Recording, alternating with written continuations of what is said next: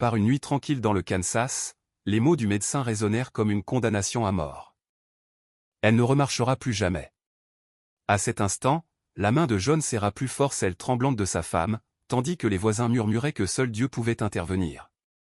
Mais ce que personne n'attendait, c'était qu'en face d'une simple bougie, d'un chapelet usé et d'un murmure désespéré à Marie, l'impossible allait commencer à se dérouler. Voici l'histoire d'une mère qui a tout perdu, pour découvrir un miracle qui transformerait non seulement sa vie, mais aussi la foi de toute une ville. Dans la petite ville de Brookfield, au Kansas, la vie de la famille Parker suivait un rythme aussi régulier que les cloches de l'église qui marquaient chaque dimanche matin. Marianne Parker était connue en ville comme une femme qui ne ralentissait jamais. Du lever au coucher du soleil, elle jonglait entre le travail et la famille avec une détermination qui laissait les gens à la fois admiratifs et inquiets pour sa santé. À l'aube, la lumière de la cuisine de la maison des Parker s'allumait avant même que la plupart des maisons de Maple Street ne soient sorties de leur sommeil. L'odeur du café noir fort remplissait la modeste demeure, se répandant dans les chambres où ses deux enfants, Daniel et Grace, dormaient encore.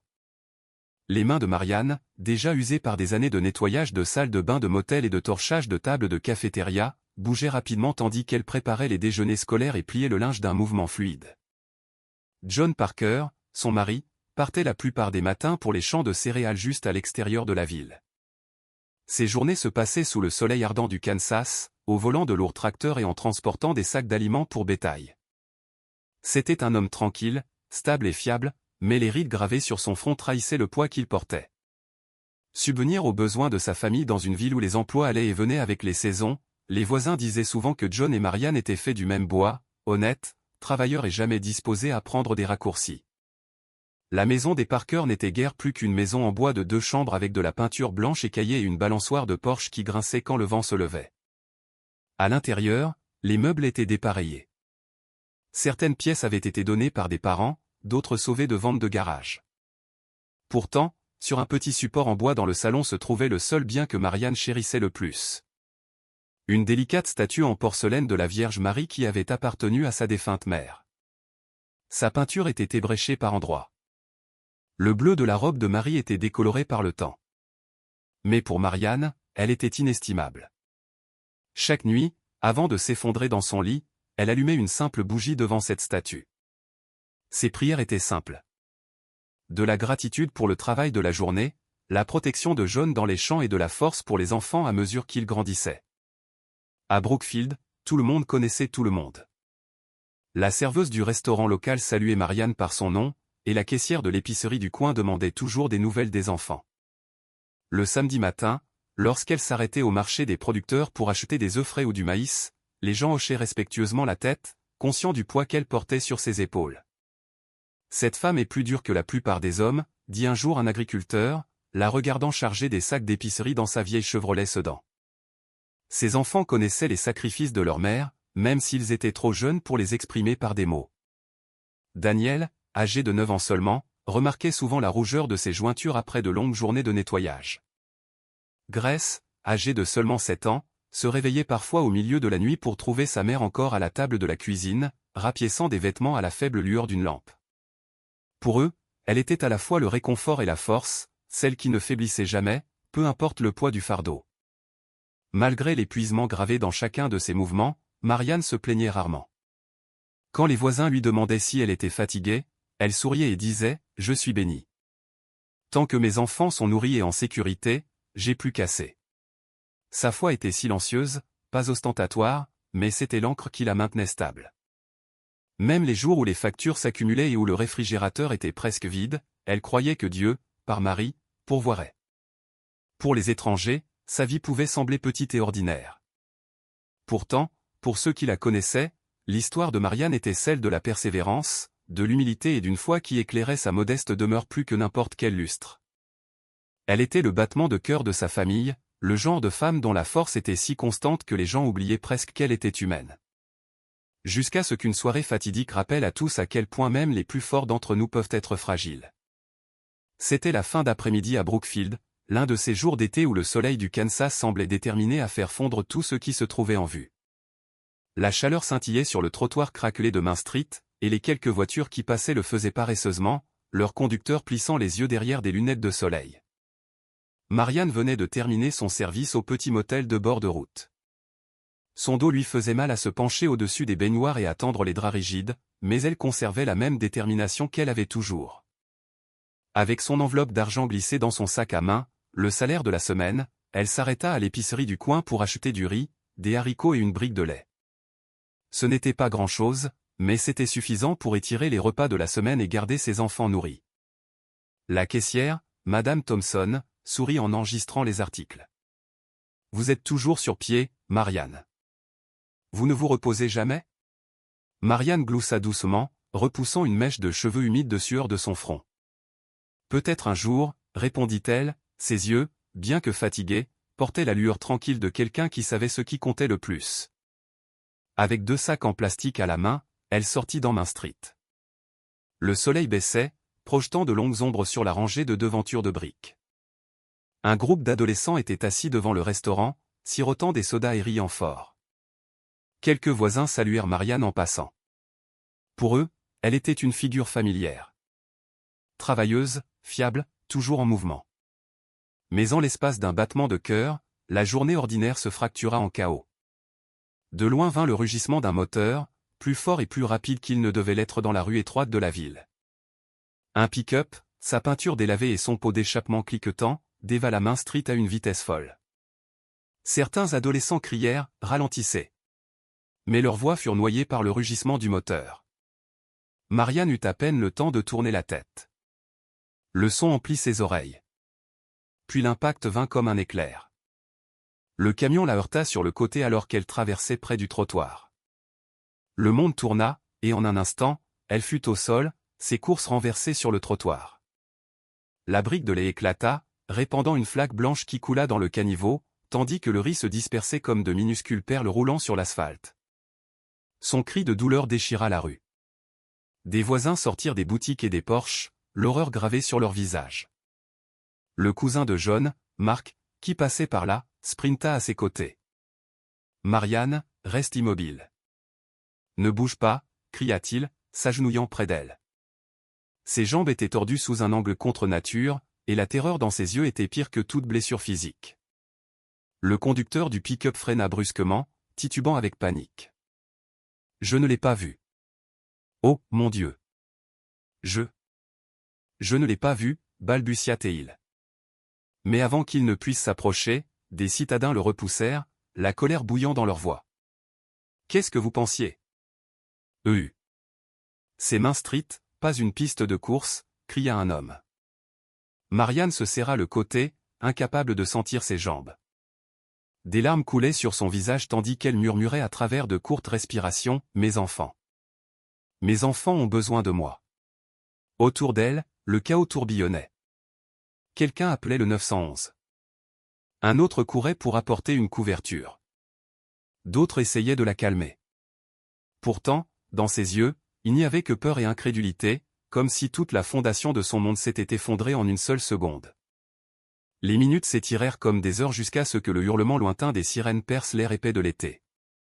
L'ambulance arriva, les ambulanciers sautant avec une urgence habituelle.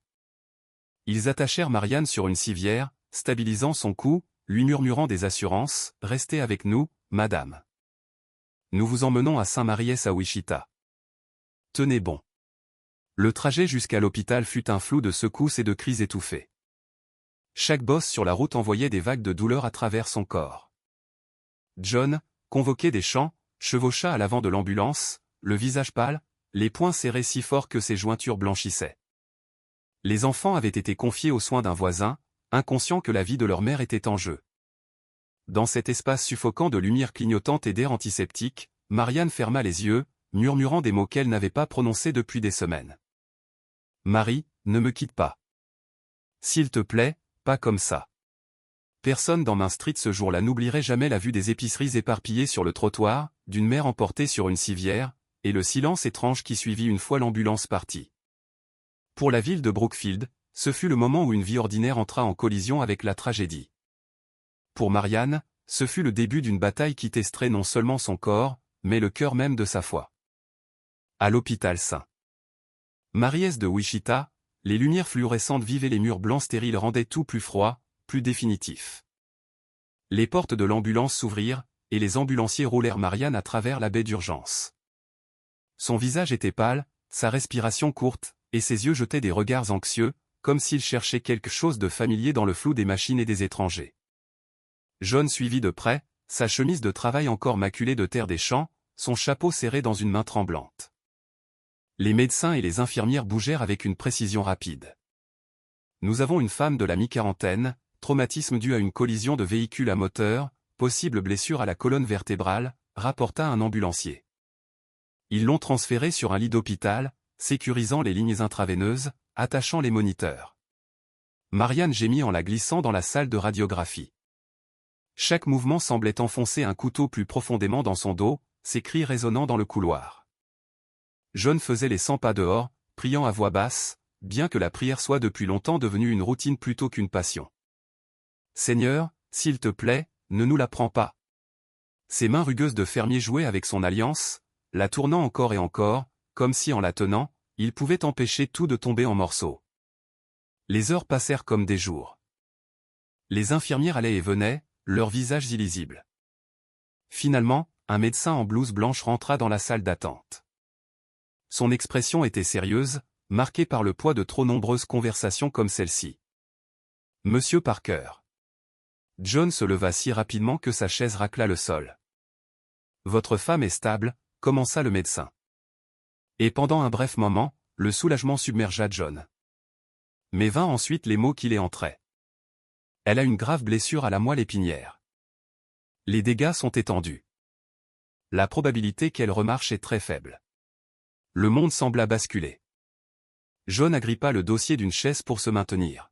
« Qu'est-ce que vous voulez dire, faible ? Vous dites qu'elle ne remarchera pas ? » Le médecin soupira, choisissant ses mots avec soin. « Il y a de rares cas de récupération partielle, mais compte tenu des résultats de l'IRM, je dois vous préparer à la possibilité qu'elle soit confinée à un fauteuil roulant pour le reste de sa vie. » À l'intérieur de la chambre d'hôpital, Marianne entendit une partie de l'échange. Elle resta immobile, fixant les carreaux du plafond, son cœur battant la chamade. Une infirmière ajusta sa perfusion, essayant d'adoucir le coup. Mais les larmes de Marianne glissèrent silencieusement sur ses tempes. Pour une femme qui avait passé sa vie sur ses pieds, qui se définissait par ce qu'elle pouvait faire pour sa famille, l'idée de ne plus jamais marcher était plus insupportable que la douleur dans sa colonne vertébrale. Quand John fut autorisé à entrer, il s'assit au chevet de son lit, lui prenant la main. Ses doigts étaient froids, sa prise faible. « Ils disent que je ne remarcherai pas, » murmura-t-elle, la voix brisée. John avala difficilement, la gorge sèche. « Ne les écoute pas pour l'instant. Les miracles arrivent. » Mais même en disant cela, ses yeux trahissaient la tempête de peur qui faisait rage en lui. De retour à Brookfield, la nouvelle se répandit rapidement. Les voisins du restaurant murmuraient que ce n'était pas juste. Comment une femme aussi travailleuse peut-elle subir un sort aussi cruel ? Certains secouèrent la tête d'incrédulité, tandis que d'autres baissèrent la voix et dirent doucement « Seul Dieu peut changer cela maintenant ». La première nuit dans son lit d'hôpital fut une agonie, non seulement pour le corps de Marianne, mais pour son esprit. Chaque changement de position, chaque piqûre de douleur lui rappelait que la vie qu'elle connaissait peut être terminée. Les machines bipaient régulièrement à côté d'elle, indifférentes à son désespoir. Elle ferma les yeux, souhaitant se réveiller d'un mauvais rêve. Mais le rêve était réel, et la sentence avait été prononcée. La femme qui ne cessait jamais de bouger devait maintenant accepter l'immobilité. Et ainsi, dans cette chambre stérile où la science avait le dernier mot, Marianne affronta la plus grande épreuve de sa vie. Il ne s'agissait pas seulement d'os et de nerfs. Il s'agissait d'espoir, de dignité, et de savoir si la foi pouvait survivre quand chaque tableau médical disait « impossible ». Les papiers de sortie arrivèrent plus tôt que prévu. Après une semaine d'observation, les médecins dirent à John qu'il était temps de ramener Marianne à la maison.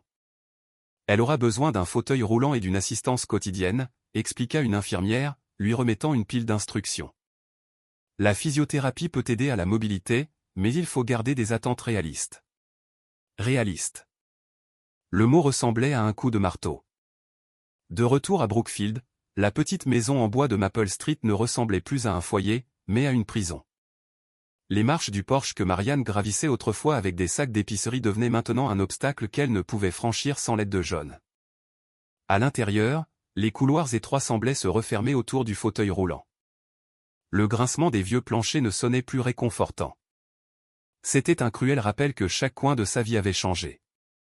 Au début, les voisins venaient avec des casseroles et des fleurs, offrant des sourires compatissants, mais Marianne pouvait à peine les regarder dans les yeux.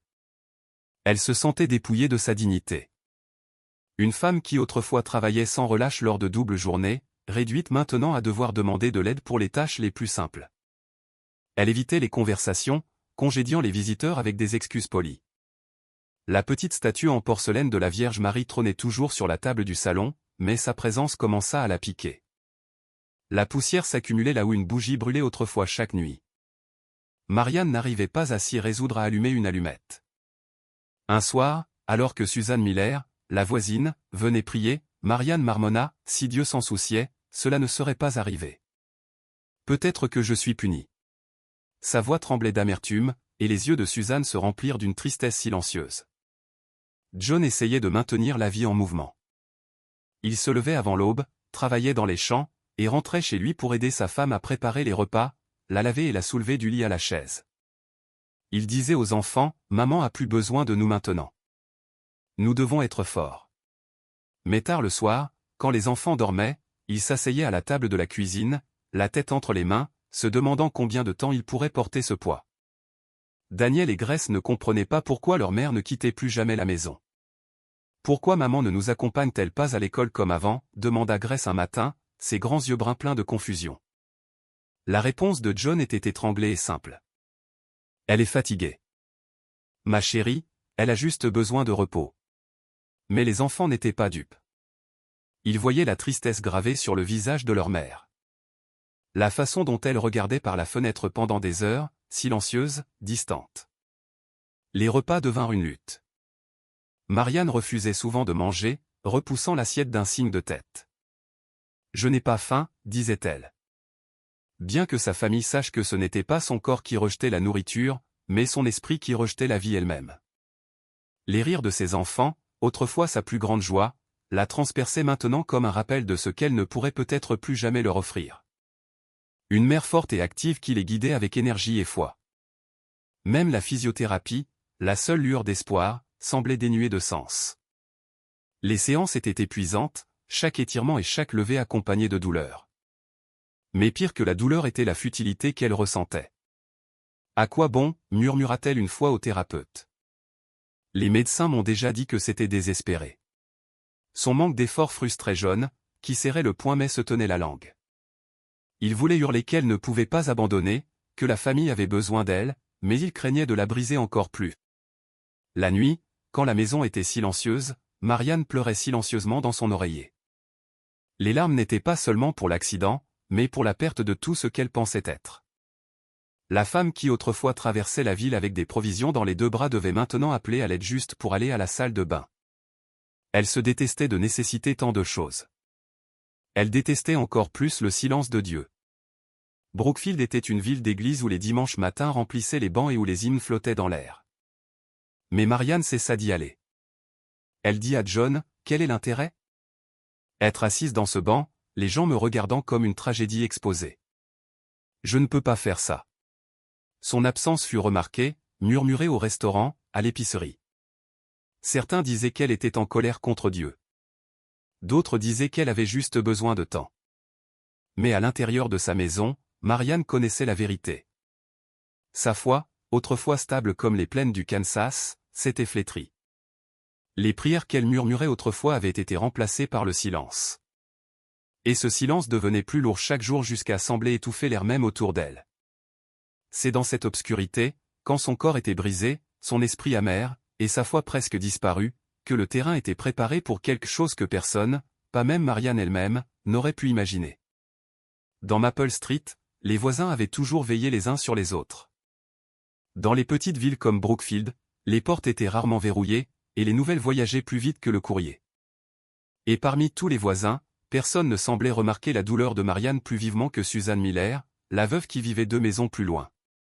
Suzanne avait perdu son mari à cause d'un cancer des années plus tôt et connaissait le poids silencieux du chagrin. Elle avait élevé ses 2 enfants seule, survivant grâce à la foi et à la gentillesse de la communauté. C'est peut-être pourquoi elle ressentait une telle attirance pour Marianne, qui portait maintenant le même regard dans ses yeux que Suzanne voyait autrefois dans le miroir. Le regard de quelqu'un qui se noie silencieusement pendant que le monde continue de tourner. La première fois que Suzanne passa après l'accident, elle apporta une casserole chaude et une miche de pain. John la rencontra à la porte, fatigué mais reconnaissant. À l'intérieur, Marianne était assise dans son fauteuil roulant, fixant le vide par la fenêtre pendant que Daniel et Grace jouaient tranquillement à proximité. Suzanne posa la nourriture sur le comptoir de la cuisine et, après un bref silence, entra dans le salon. « Comment allez-vous » demanda-t-elle doucement. Marianne ne tourna pas la tête. « Je suis là » marmonna-t-elle, la voix plate. C'était tout ce qu'elle pouvait dire. Suzanne n'insista pas. Elle savait que forcer des mots à sortir d'un cœur blessé, c'était comme demander des fruits à un arbre d'hiver. Au lieu de cela, elle s'assit en face de Marianne et laissa le silence s'étirer. Parfois, le silence était le seul pont. Les jours se transformèrent en semaines, et Suzanne continuait de venir. Parfois avec de la nourriture, parfois avec du linge plié, et d'autres fois avec rien d'autre que sa présence. Elle s'asseyait avec Marianne l'après-midi, parlant de petites choses, du temps, de la vente de gâteaux de l'école, du prix de l'essence, de tout ce qui pouvait lui rappeler que la vie continuait, même lentement. Un mardi, Suzanne arriva avec un petit sac en papier. À l'intérieur se trouvait une bougie, un simple chapelet en bois et une petite figurine de la Vierge Marie. La porcelaine était ébréchée, la peinture délavée, mais Suzanne la tenait avec précaution comme si c'était un trésor. « Ceci appartenait à ma mère » dit-elle doucement. Elle priait avec chaque soir avant de mourir. « Je veux que vous l'ayez. » Les yeux de Marianne vacillèrent vers la figurine, puis s'éloignèrent à nouveau, ses lèvres se serrant. « Je ne pense pas que la prière fasse beaucoup de bien maintenant, » murmura-t-elle. L'amertume de son ton la surprit même elle-même, mais Suzanne ne s'y a pas. Elle plaça doucement le chapelet et la figurine sur la table d'appoint près de la vieille statue poussiéreuse que Marianne avait cessé de toucher. Puis elle se pencha et dit quelque chose qui persista longtemps après son départ. Marie voit même un cœur fatigué qui ne peut pas prier. Elle n'a pas besoin de mots parfaits, juste d'honnêteté. Cette nuit-là, Marianne resta éveillée longtemps après que John et les enfants se furent couchés. La bougie que Suzanne avait laissée rester non allumée, assise à côté de la figurine sur la table. Ses yeux continuaient de dériver vers elle. Elle pensa à la voix de sa défunte mère, lui rappelant enfant que Marie n'abandonnait jamais personne. Mais la pensée se mêlait à la colère. « Si elle est là, pourquoi ne m'a-t-elle pas aidée » murmura Marianne dans l'obscurité. Aucune réponse ne vint. Seulement le bourdonnement du vieux réfrigérateur dans la cuisine et le tic-tac de l'horloge murale. Pourtant, quelque chose dans les paroles de Suzanne la rongeait. Même un cœur fatigué. Peut-être que son cœur n'était pas seulement fatigué. Il était brisé. Pourtant, l'idée que Marie puisse encore la voir, même dans l'amertume, était à la fois effrayante et étrangement réconfortante. L'après-midi suivant, Suzanne revint, cette fois avec un panier de pommes. Pendant qu'elles étaient assises ensemble, elle commença à raconter sa propre histoire de nuit où elle pleurait dans son oreiller après la mort de son mari. De moments où elle remettait en question l'amour de Dieu. De la façon dont s'accrocher à la prière, même quand elle semblait vide, l'avait finalement maintenue à flot. Marianne écoutait tranquillement, ses yeux fixés sur son giron. Pour la première fois depuis des semaines, elle ne repoussa pas les mots. Les voisins commencèrent à remarquer que Marianne n'était plus aussi renfermée les jours où Suzanne venait. Daniel et Grace adoraient Miss Suzanne, qui leur glissait souvent des biscuits et leur rappelait d'aider leur mère. John, bien qu'épuisé, remerciait silencieusement Dieu que quelqu'un se tienne dans la brèche qu'il ne pouvait pas toujours combler. Ce n'était pas encore un miracle. Marianne refusait toujours d'allumer la bougie ou de toucher le chapelet. Mais la présence de Suzanne planta quelque chose de petit, presque invisible, au plus profond du sol du désespoir. L'indice d'une possibilité que la foi n'était pas complètement disparue, juste enterrée. Et bien que Marianne elle-même ne puisse pas encore le voir, cette petite graine d'espoir allait bientôt faire germer les premières fissures de lumière traversant sa nuit la plus sombre. La nuit était lourde de silence, glaciale. Dehors, le vent du Kansas faisait vibrer les gouttières desserrées de la maison des Parker, portant avec lui le bourdonnement lointain des grillons. À l'intérieur, la maison s'était enfin calmée. Daniel et Grace étaient blottis sous leur couverture, respirant doucement dans leur sommeil. John s'était effondré sur le canapé, trop épuisé par une journée dans les champs et une autre soirée à soulever, nourrir et soigner sa femme. Marianne était couchée dans son lit, son corps immobilisé par une douleur qui semblait s'infiltrer dans chaque nerf. La lueur du lampadaire projetait de fines lignes sur le plafond, et elle les fixait comme si elle pouvait offrir une échappatoire. Mais l'évasion ne vint jamais. La pièce semblait étouffante, encombrée de tout ce qu'elle avait perdu. La mobilité, la dignité, le but. Ses yeux dérivèrent vers la table d'angle où la petite figurine en porcelaine que Suzanne avait apportée était assise à côté de la statue ébréchée qu'elle avait héritée de sa mère. La bougie que Suzanne avait laissée rester inutilisée, sa mèche encore blanche, comme si elle attendait quelqu'un d'assez courageux pour allumer la flamme. Marianne l'avait ignorée pendant des semaines, presque par défi. Mais ce soir était différent. Ce soir, le vide en elle semblait insupportable. Sa poitrine se souleva tandis que des sanglots montaient d'un endroit qu'elle ne pouvait plus contrôler. Elle tira la couverture sur son visage, essayant d'étouffer le son pour que John ne l'entende pas. Pourtant, les larmes coulaient de toute façon, chaudes et incessantes. Elle pensa à Daniel et Grace grandissant avec une mère qui ne pouvait pas assister à un match de football, qui ne pouvait pas les accompagner à l'école, qui ne pouvait même pas leur préparer le petit déjeuner sans aide. Elle pensa à John, dont les épaules étaient déjà courbées sous le poids de la ferme, maintenant alourdi par son impuissance, aussi. La honte se tordit en elle jusqu'à ce que cela ressemble à du poison. Finalement, ses yeux tombèrent sur le léger contour de la figurine de la Vierge Marie. Quelque chose en elle se brisa. D'une main tremblante, elle tendit la main, traînant son bras sur la couverture jusqu'à ce que ses doigts effleurent la porcelaine froide. Elle la serra contre sa poitrine, la pressant contre son cœur comme si elle s'accrochait à la dernière bouée de sauvetage. Les mots ne vinrent pas comme une prière bien formée, mais comme un cri arraché à l'âme. « Marie, s'il te plaît, ne me laisse pas me perdre. Je n'y arrive pas. Je n'y arrive pas. » Sa voix se brisa, rauque de désespoir. Il n'y eut pas de « Je vous salue Marie », pas de phrase mémorisée, juste un plaidoyer brut, un murmure né de la désespérance plutôt que de la dévotion. Et puis quelque chose changea. Ce ne fut pas un coup de tonnerre ni une vision. Ce fut plus doux, presque imperceptible.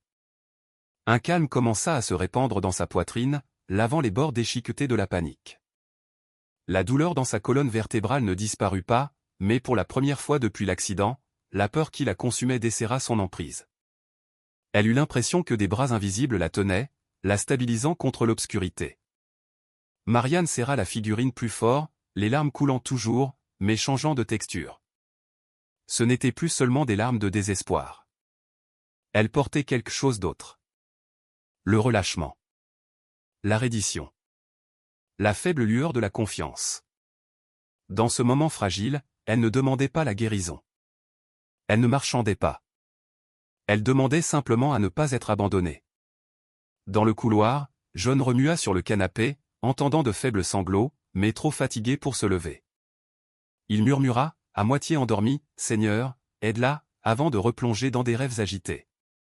Dans la chambre des enfants, Grace remua sous sa courte pointe, murmurant comme si elle aussi sentait quelque chose dans l'air nocturne. Toute la maison sembla expirer, comme si les murs eux-mêmes étaient conscients de la reddition qui avait lieu en eux. Lorsque l'aube finit par poindre, les yeux de Marianne étaient gonflés de larmes, mais son visage portait une douceur qu'il n'avait pas eue depuis des mois. John le remarqua immédiatement lorsqu'il lui apporta son plateau de petit déjeuner. « Tu as l'air différente », dit-il doucement, incertain des mots à utiliser. Marianne ne s'expliqua pas. Elle murmura seulement, « Pourrais-tu allumer la bougie ce soir ?» C'était une petite demande, presque décontractée, mais pour John, elle ressemblait à la première fissure de lumière filtrant dans la longue ombre sous laquelle il vivait. Pour les enfants, qui regardèrent plus tard leur mère demander à nouveau la prière, ce fut comme regarder le printemps revenir après un hiver rigoureux. La nuit précédente n'avait pas guéri sa colonne vertébrale, mais elle avait fait quelque chose de plus grand. Elle avait ouvert son cœur, et dans cette fissure, l'espoir, aussi fragile soit-il, avait commencé à prendre racine. Ce soir-là, pour la première fois depuis l'accident, une douce flamme vacilla à nouveau dans le salon des Parker. La bougie que Suzanne leur avait donnée se dressait fièrement à côté de la statue en porcelaine, sa lumière dansant sur le bleu ébréché de la robe de Marie. John alluma la mèche lentement, presque avec révérence, tandis que Daniel et Grace étaient assis les jambes croisées sur le sol, les yeux écarquillés, ne sachant pas ce que ce moment signifiait. « Marianne, toujours dans son fauteuil roulant, joignit maladroitement les mains sur ses genoux. Sa voix était tremblante, mais elle murmura, « Prions ensemble ». Ce ne fut pas un grand discours, juste quelques mots hésitants de gratitude pour une autre journée, une supplique de force, et une bénédiction sur ses enfants. Pourtant, pour sa famille, cela ressembla à une porte qui se rouvrait. Grace se pencha contre le bras de sa mère, murmurant ensuite, « Maman, tu as retrouvé ta voix ». À partir de ce soir-là, la prière commença à se tisser à nouveau dans le tissu de leur journée. Certains soirs, les mots venaient facilement. D'autres nuits, elles étaient étouffées par les larmes. Mais Marianne n'évitait plus la statue ou le chapelet. Elle touchait la perle que Suzanne avait laissée, cherchant à travers les « Je vous salue Marie » avec la rouille de quelqu'un qui réapprend une chanson oubliée. John se joignait doucement, sa voix grave stabilisant la sienne, tandis que les petites voix des enfants remplissaient la pièce d'innocence. Le changement n'était pas seulement spirituel. Il était pratique. Lors de la prochaine séance de physiothérapie, quelque chose changea. Au lieu de se traîner à travers les mouvements avec ressentiment, Marianne poussa plus fort, grimaçant mais déterminée. Sa thérapeute, une jeune femme nommée Claire, le remarqua immédiatement. « Vous vous battez aujourd'hui » dit-elle avec un sourire. Marianne hocha la tête, la sueur dégoulinant sur sa tempe. « Je ne veux plus abandonner » admit-elle. Ce n'était pas qu'elle croyait soudainement pouvoir marcher à nouveau. Les mots du médecin résonnaient encore dans son esprit, lourds comme la pierre. Mais l'acte de se présenter avec un but, d'offrir chaque étirement douloureux comme faisant partie de sa prière, lui donna une nouvelle forme de courage. Elle commença à se dire doucement, « Même si je ne marche jamais, je vivrai. Je me battrai. » John le vit aussi. Il rentra un soir et trouva Marianne guidant les mains de Grace sur les perles du chapelet, lui enseignant les prières qu'elle-même avait autrefois apprises sur les genoux de sa mère. La bougie vacilla sur la table, et pour la première fois depuis des mois, le rire résonna dans la maison des Parker. Plus tard, quand les enfants furent endormis, John murmura à sa femme, « Tu ne sais pas ce que ça me fait de te voir à nouveau comme ça. » Marianne lui serra la main. « Ce n'est pas moi, dit-elle doucement. C'est Marie qui me soutient. » Les mots se répandirent tranquillement dans Brookfield. Les voisins qui avaient autrefois parlé de Marianne avec pitié commencèrent à entendre parler de sa force retrouvée. Au restaurant, Madame Thompson secoua la tête avec étonnement. « Cette femme est plus dure que nous ne le pensions. » Suzanne, qui continuait ses visites quotidiennes, remarqua le plus le changement. Un après-midi, elle trouva Marianne fredonnant doucement en pliant du linge depuis sa chaise. « Je pensais vous avoir perdu » admit Suzanne les larmes aux yeux. « Peut-être que j'ai pensé la même chose » répondit Marianne, souriant faiblement. « Mais ne vous y trompez pas, la lutte était toujours là. La douleur ne disparut pas. Certains jours, la thérapie la laissait tremblante et vaincue. Les nuits apportaient encore des vagues de doute, des moments où elle pleurait silencieusement après que tout le monde se fût couché. Pourtant, maintenant, ses larmes se terminaient par une prière plutôt que par le désespoir. Au lieu de demander « Pourquoi moi ?», elle commença à murmurer « Aidez-moi ». C'était une discipline, presque comme s'occuper d'une plante fragile. Chaque prière était une goutte d'eau, chaque séance de thérapie un rayon de soleil. Lentement, une graine d'espoir commença à germer. Et bien qu'elle fût invisible à l'œil averti, cette minuscule semence d'espoir allait bientôt devenir les premières fissures de lumière traversant sa nuit la plus sombre. Dans Brookfield, où l'horizon s'étendait large et plat, on disait souvent que l'on pouvait voir les tempêtes arriver de loin.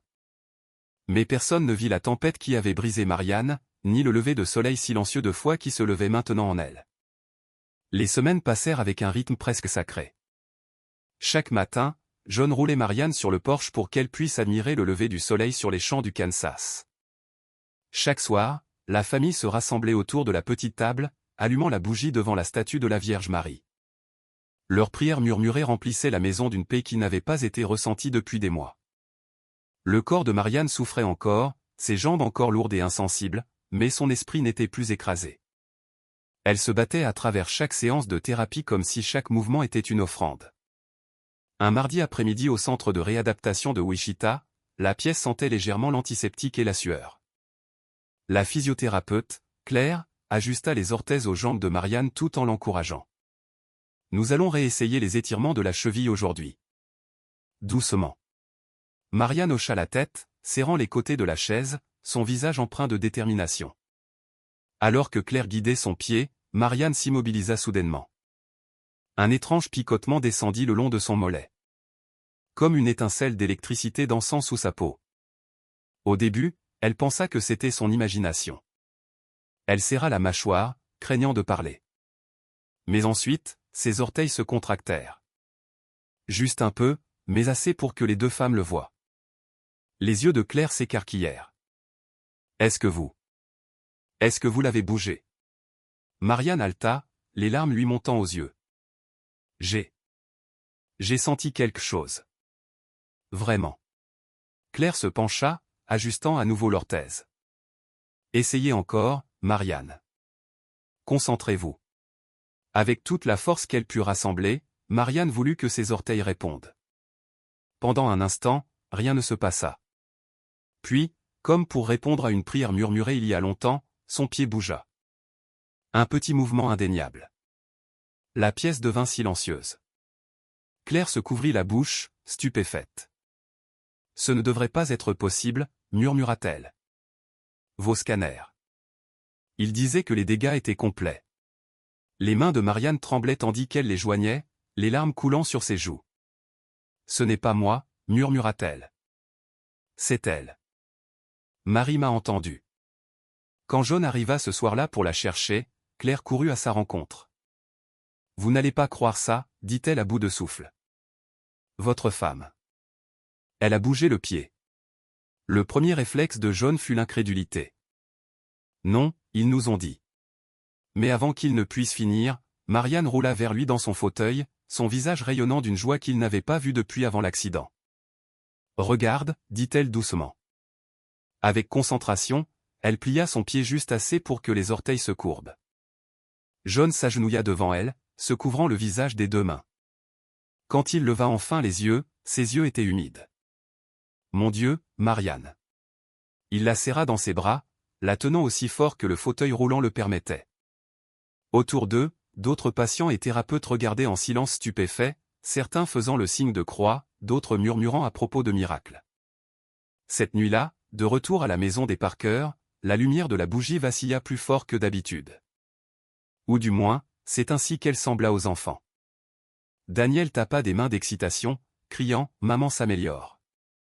Grace, les yeux écarquillés, murmura « Je savais que Marie écoutait ». La famille s'agenouilla ensemble, leurs prières n'étant plus seulement des suppliques, mais des chants de gratitude. Pourtant, même au milieu de la célébration, les médecins restèrent prudents. Ils commandèrent de nouveaux scanners, revinrent sur de vieux dossiers, et échangèrent des regards perplexes et des voix étouffées. Il n'y a pas d'explication médicale, admit finalement l'un d'eux. Les blessures à la colonne vertébrale de cette gravité ne se renversent pas simplement. Ils documentèrent soigneusement le cas, mais aucun ne put expliquer ce que leurs propres yeux avaient vu. Pour Marianne, aucun doute. Les médecins ont dit jamais, dit-elle à Suzanne le lendemain, serrant le chapelet dans ses mains. Mais Marie a dit oui. Suzanne, les larmes coulant sur son visage, hocha la tête. Je vous l'avais dit. Elle voit même le cœur fatigué. La petite ville du Kansas bourdonnait de murmures. Au restaurant, à la station-service, sur les bancs de l'église, les gens répétaient l'histoire. Marianne Parker avait bougé le pied. Certains ont haussé les épaules, y voyant des nerfs ou une coïncidence. Mais ceux qui la connaissaient, qui l'avaient vue lutter jour après jour, croyaient que quelque chose d'extraordinaire se produisait. Et dans le silence de sa chambre, Marianne elle-même savait que ce n'était que le début. L'impossible s'était fissuré, et par elle se déversait une lumière que personne ne pouvait nier. Le soleil du matin se répandit sur les plaines du Kansas, une lumière dorée filtrant à travers les rideaux fins de la maison des Parker. Marianne était assise dans son fauteuil roulant près de la fenêtre du salon, ses mains agrippant les accoudoirs usés comme pour se protéger du poids d'une autre journée. Pourtant, quelque chose en elle se sentait différent. Depuis les petits mouvements lors de la thérapie, un feu silencieux brûlait dans sa poitrine. John se tenait dans la cuisine versant du café quand il l'entendit l'appeler doucement. « John, viens ici. » Il s'essuya les mains sur un torchon et s'approcha. Elle le regarda, ses yeux brillants mais tremblants de peur. « Je veux essayer, dit-elle. » Il se figea. « Essayer quoi ?» Son regard descendit sur ses jambes. « Me tenir debout. » Juste une fois, avec toi ici. Le cœur de John battait la chamade, les avertissements du médecin résonnaient dans son esprit. Ne vous attendez pas à des miracles. Ne risquez pas une blessure. Mais en regardant dans les yeux déterminés de sa femme, il ne put se résoudre à dire non. D'accord, murmura-t-il, la voix instable. Nous essaierons ensemble. Il appela les enfants. Daniel et Grace accoururent dans la pièce, sentant que quelque chose d'important allait se produire. Suzanne, qui venait de passer avec un panier de muffins, s'attarda dans l'encadrement de la porte, retenant son souffle. John se positionna derrière le fauteuil roulant, soutenant Marianne sous les bras. Sur 3, dit-il. Allez-y doucement. Ne forcez pas trop. Marianne hocha la tête, ses lèvres serrées dans une prière. Elle serra le chapelet dans une main, les perles s'enfonçant dans sa paume. 1, 2, 3. Avec un grognement d'effort, Marianne poussa contre les repose-pieds. Ses jambes, longtemps inutiles, tremblèrent violemment. John souleva doucement, soutenant son poids. Pendant une seconde terrifiante, elle pensa s'effondrer. Puis, miraculeusement, ses pieds pressèrent fermement le sol. Elle était debout. Des halètements emplirent la pièce. Les yeux de Daniel s'écarquillèrent comme des soucoupes. Grace tapa des mains, et Suzanne se couvrit la bouche, les larmes coulant sur ses joues. Tout le corps de Marianne tremblait, mais elle était droite, sa tête au niveau de la poitrine de son mari pour la première fois depuis l'accident. « Oh mon Dieu !» murmura John, ses propres larmes coulant librement. « Tu te tiens debout, Marianne. Tu te tiens vraiment debout. » Ses lèvres tremblèrent tandis qu'elle murmurait, « Chaque pas est une prière. » Puis lentement, s'appuyant lourdement sur John, elle avança un pied de quelques centimètres. L'effort envoya des ondes de choc de douleur à travers son corps, mais elle s'en fichait. La pièce sembla retenir son souffle. Elle traîna l'autre pied, tremblante et incertaine, mais c'était suffisant. 2 pas. Les enfants éclatèrent en acclamations, Daniel criant « Maman, regarde, tu marches !» Grace s'accrocha à la jupe de sa mère, sanglotant de joie. Suzanne murmura à travers ses larmes « Marie a tenu sa promesse. » Épuisée, Marianne s'effondra dans le fauteuil roulant, sa poitrine haletante, la sueur dégoulinant sur son front. Mais la joie sur son visage éclipsait la douleur.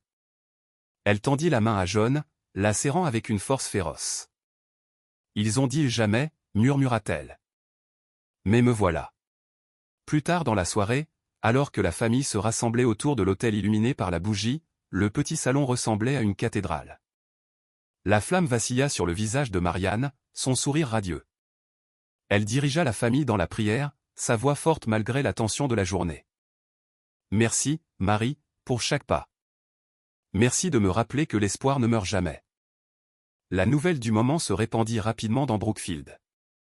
Les voisins qui avaient douté, qui avaient murmuré au restaurant si l'histoire de son mouvement du pied était exagérée, se penchaient maintenant plus près. Des témoins l'avaient vu.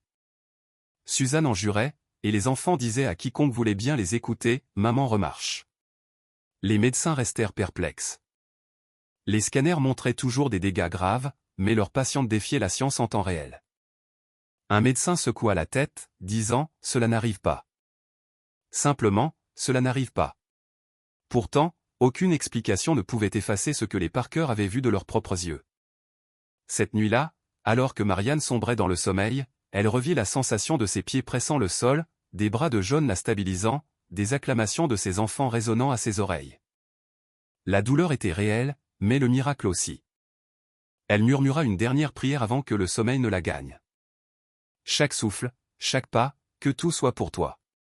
Et ainsi, dans une petite ville du Kansas où tout le monde pensait connaître la fin de l'histoire, Marianne Parker venait d'écrire un nouveau chapitre, qu'aucun manuel médical ne pouvait contenir, mais que la foi avait prédit depuis le début. Le dimanche suivant, les bancs en bois de la paroisse Saint-Joseph à Brookfield étaient remplis plus tôt que d'habitude.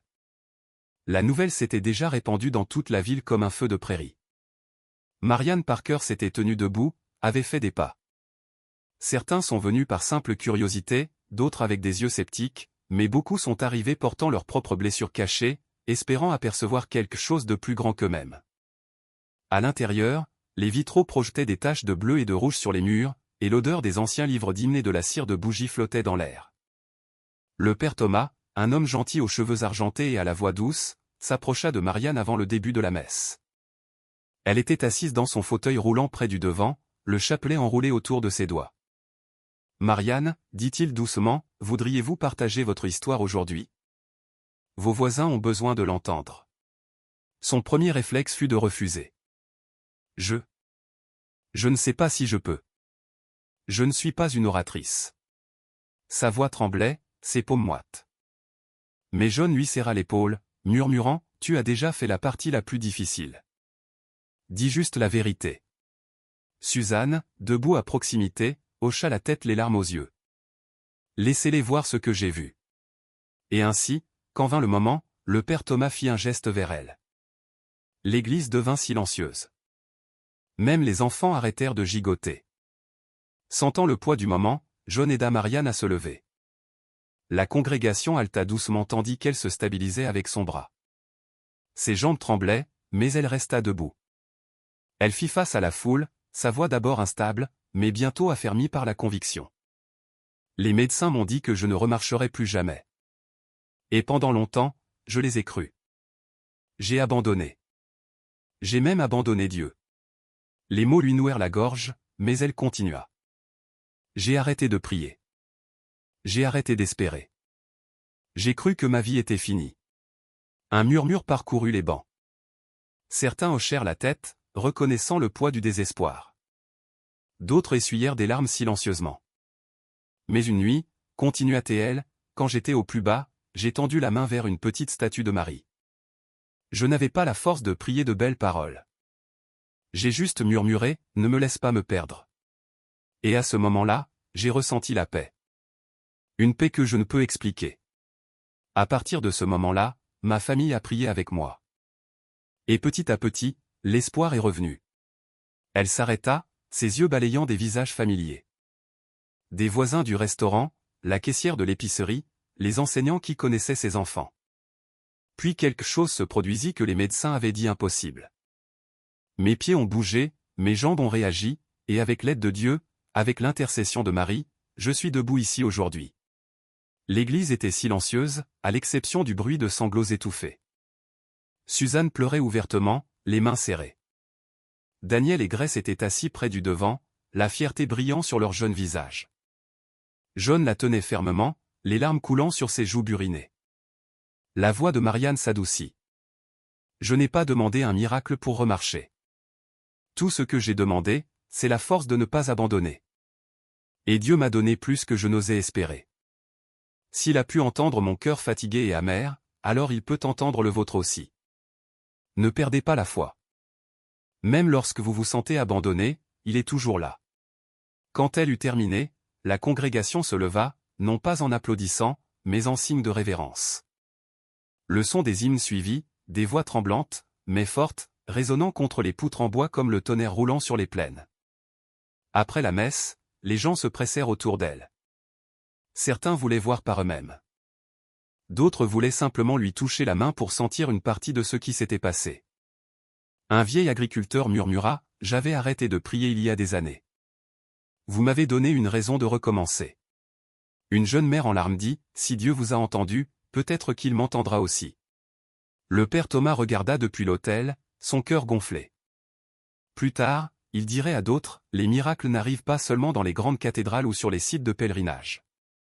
Parfois, ils se produisent dans les petites villes, dans les petites maisons, quand un cœur brisé ose murmurer à nouveau. » Pour Brookfield, ce dimanche n'était pas juste une autre messe. Ce fut le jour où toute une communauté sentit la foi s'éveiller d'une manière qu'ils n'avaient pas ressentie depuis des années. Et pour Marianne, ce fut le jour où elle réalisa que sa guérison n'était jamais destinée à elle seule. Elle était destinée à tous ceux qui avaient besoin d'espoir.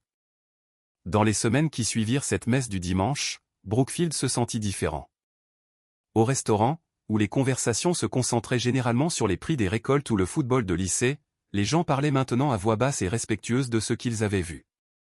À la station-service, des inconnus se demandaient, « Avez-vous entendu parler de Marianne Parker ?» Dans les allées d'épicerie et sur les porches, son histoire était racontée encore et encore, parfois avec des larmes, parfois avec émerveillement. Pour la famille Parker, la vie n'était pas revenue magiquement à ce qu'elle était. Marianne bougeait encore lentement, ayant souvent besoin du bras de John pour garder l'équilibre. Il y avait des jours où la douleur frappait comme un éclair, la forçant à retourner dans son fauteuil roulant. Pourtant, sa maison ne ressemblait plus à une prison. Chaque matin avant le petit déjeuner, la famille se rassemblait devant la statue de Marie illuminée par la bougie. Daniel et Grace menaient les Je vous salue Marie avec la confiance d'enfants qui croyaient avoir vu la main du ciel toucher leur foyer. Les voisins commencèrent à passer, pas seulement pour livrer des repas, mais pour prier. Certains qui n'avaient pas mis les pieds à l'église depuis des années revinrent sur les bancs, remués par le témoignage d'une femme qui avait chuchoté son chemin vers l'espoir. Le père Thomas remarqua le changement. La congrégation semblait plus pleine, le chant plus fort, les visages plus lumineux. La foi se répand comme un feu, dit-il un soir. Et l'étincelle de Marianne a mis le feu à la ville. Marianne elle-même devint un phare silencieux. Elle ne prétendit jamais être spéciale ou sainte. Lorsque les gens lui demandaient comment elle avait récupéré, elle secouait doucement la tête et disait « Ce n'était pas moi. C'était Dieu. » Par Marie, répondant d'une manière que je n'avais jamais attendue. Parfois, elle rendait visite à des voisins malades, s'asseyait à leur chevet, leur tenait la main et priait de la même manière brute et honnête qu'elle avait une fois prié dans le désespoir. Sa présence leur donnait du courage. John, qui avait porté tant de peurs silencieuses, disait souvent à ses amis « J'ai vu ma femme perdre espoir, et je l'ai vu le retrouver. Je ne douterai plus jamais que les miracles existent. » Daniel et Grace disaient fièrement à leurs enseignants « Notre maman marche parce que Marie l'a aidée. » Leur innocence portait le message plus loin que n'importe quel sermon. Des années passèrent, mais la lueur du premier pas ne faiblit jamais. Les anniversaires de l'accident, la famille Parker se réunissait avec des amis proches, allumait une bougie et priait. Marianne leur rappelait toujours, le plus grand miracle n'a pas été de se tenir debout. Ce fut de se relever à l'intérieur de mon cœur. Pour les habitants de Brookfield, son histoire devint un symbole qu'il n'y a personne d'irrécupérable, aucune nuit trop sombre pour que Dieu n'intervienne dans l'ordinaire et n'écrive quelque chose d'extraordinaire. Et pour quiconque écoute maintenant, peut-être fatigué, peut-être portant des blessures invisibles, le témoignage de Marianne est un rappel. Une seule prière murmurée peut ouvrir la porte à la lumière. Alors que la bougie s'éteint sur cette histoire, demandez-vous, quel miracle pourrait attendre que vous murmuriez à nouveau?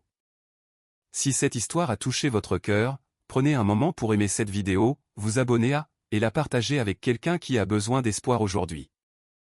Parce que la foi n'est pas censée être gardée. Elle est censée être transmise.